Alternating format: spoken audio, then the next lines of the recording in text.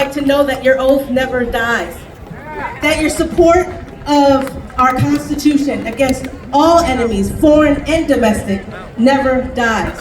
And so, for anybody questioning, from any part of the spectrum, if this is true, if this is a real movement, veterans in this crowd prove that this is the time to fight.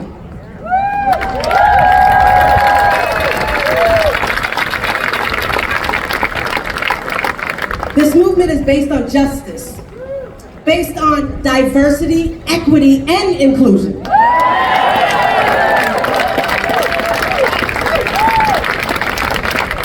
And solidly steeped in love, not hate.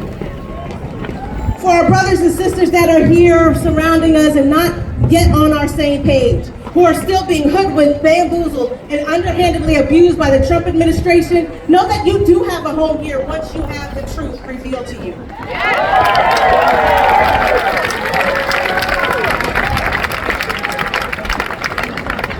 Resistance feels good, doesn't it? We're standing here today not because the things are simple. We're standing here because the ground is shaking.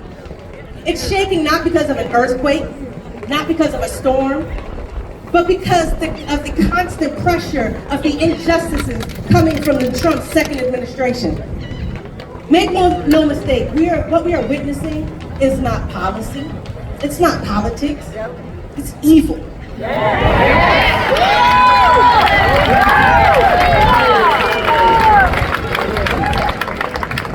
This is a calculated campaign of cruelty. It is the normalization of hate. It is an administration that wakes up every morning not to take care of his family, to take care of the nation, but to figure out another way to demonize somebody, to demonize entire groups, to violate rights, and to set the next fire. Then he sits and watches to see what we'll do. But you know what? We know this pattern. Trump and his allies find the most extreme example.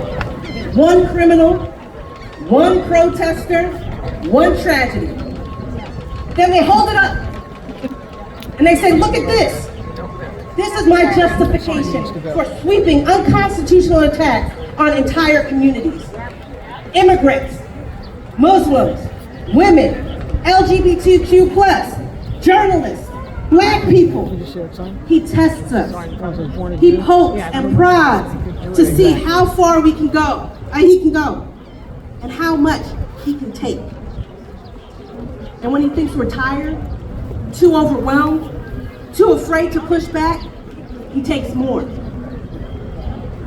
This is how oppression works, and this is how injustice spreads. And I ask you, where have you seen this before? We've seen it in the internment camps for Japanese Americans. In Nazi Germany, where entire populations were blamed, isolated, and exterminated. During the Red Scare, when Americans were hunted for their faults. Now we see it in Russia, where dissidents disappear. In China, where journalists vanish. In North Korea, where families are silenced into the shadows. Trump is not inventing anything new. He never has.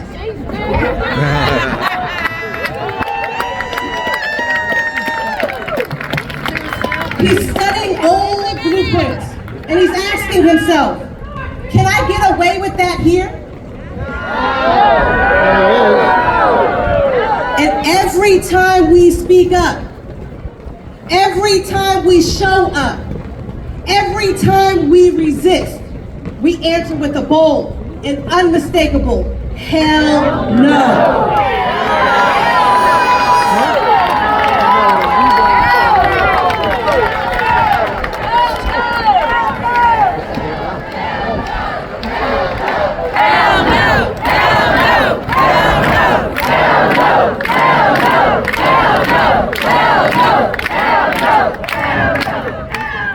Now listen, if you want to know how bad it can get, look to Black America.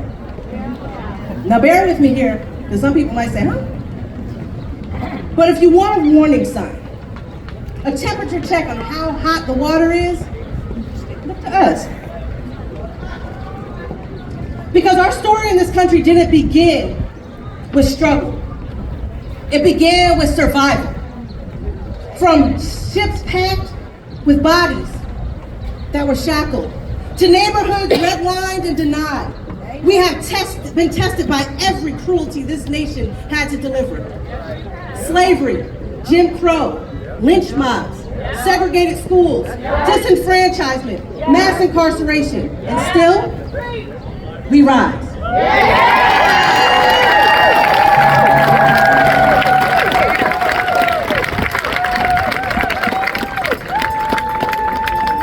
This is not ancient history. We're living this history right now. This is our lived experience. Too often it's ignored until it's too late. Remember, 92% of Black women said, hey, there's this guy you need to look out for. I'm not saying this to divide us, I'm saying this as a warning. That if they come for us today, if they come for our neighbors tomorrow, they will come for you in a very distant future.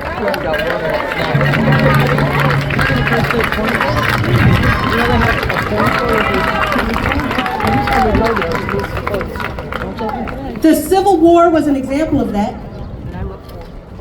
The poor white men and boys who were sent into rich men's battles to enslave Black bodies are a great example of that.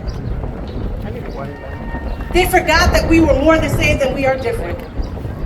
If we don't use Black history as a lesson, we are doomed to repeat it as a punishment.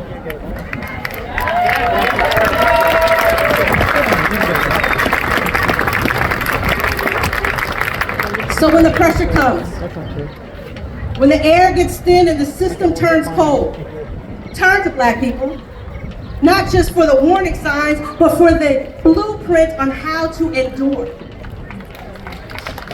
We have never been allowed to stop surviving. We've mastered the balance of hope and resistance. We know how to hold joy and pain in the same hand. And we've been climbing out of hell for generations.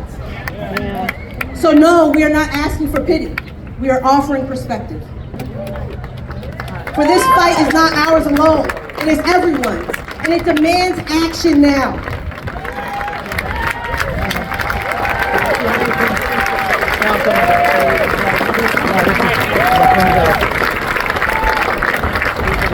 Resist it whatever way you can. And for part of our resistance is not judging each other's resistance. The more they can divide us, the easier it is for them to win. Protest, organize, vote, speak truth. But do it with strategy. Do it with wisdom. Do it knowing that the government is waiting for an excuse. An excuse to turn our resistance into a reason to declare war on the people. We must not give Trump the excuse to call for martial law, to paint us as violent, to flip the script. Our Black elders knew this. They knew that the message of freedom dies the moment the oppressor gets to call the oppressed the aggressor.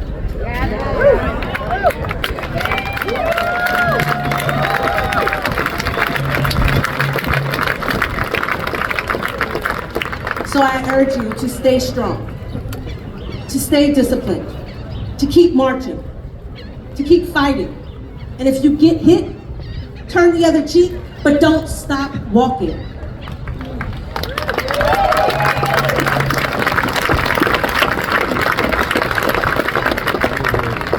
Brother Malcolm X once said this quote, "If you're not careful, the newspapers will have you hating the people who are being oppressed and loving the people who are doing the oppressing."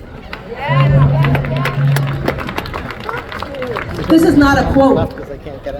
It's a warning. It's a strategy. So don't fall for it. We are not powerless. We are not voiceless. And we are not alone.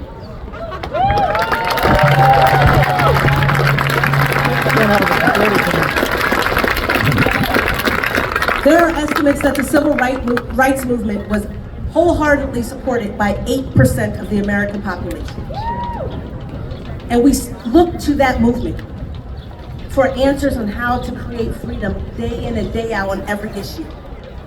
So if you want these crowds to be bigger, I understand that, and they may get bigger.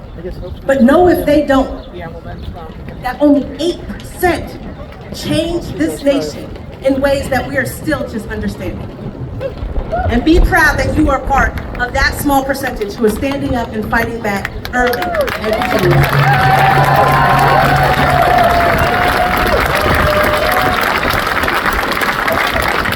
The future is watching. Let us see people who refuse to bow down, who met cruelty with courage and hate with unshakable resolve. Let us see a country not crushed by tyranny, but reborn through resistance. I thank you for all that you are doing. Stay in a posture of resistance, stay loud, and stay free. Thank you.